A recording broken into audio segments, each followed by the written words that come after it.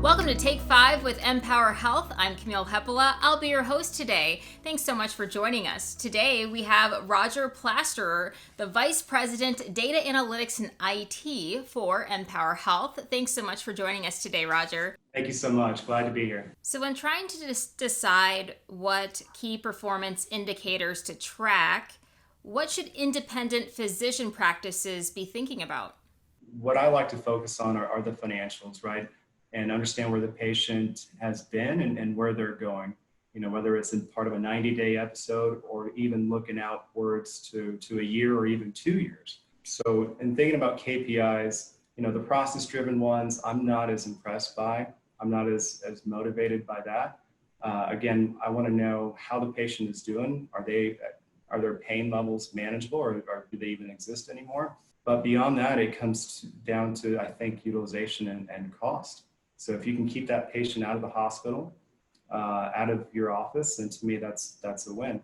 In addition to metrics that help get at efficiency, what are some KPIs from a quality standpoint that would be relevant to independent physician practices? I think the main ones that stand out are going to be your readmission rates, your infection rates, your return to work stats. Any kind of adverse events, the frequency of those by surgery are going to be important. Those are the main ones that stand out. For me personally, what I would like to get further insight into is our costs by actual surgery. Not just the actual surgery itself, right? But over the course of 90 days, over the course of a year, right? If you can attribute any further care for a given patient to the original diagnosis that the patient had, right? You create this long-term episode where you get a better picture.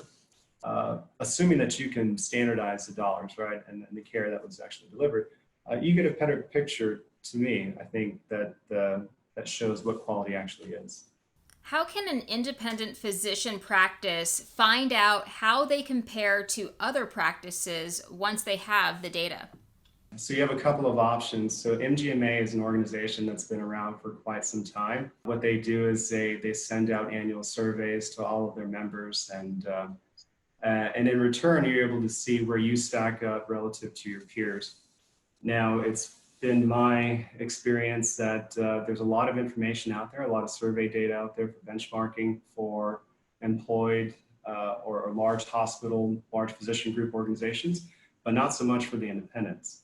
And so if you're trying to benchmark yourself as an independent to your independent peers, I'm not sure how good of a picture you're going to be able to get from that data. Another alternative would be to partner up with a group like us, right? With our network where we would have access to that actual data, and we can tell you exactly where you are with respect to various metrics. If you like competition and you find yourself in the lower quartile, right, showing that to you may light a fire. How can MPOWERHealth help an independent physician determine the right metrics to track? Well, I think one area that we can help out is actually providing a sort of assessment of your practice.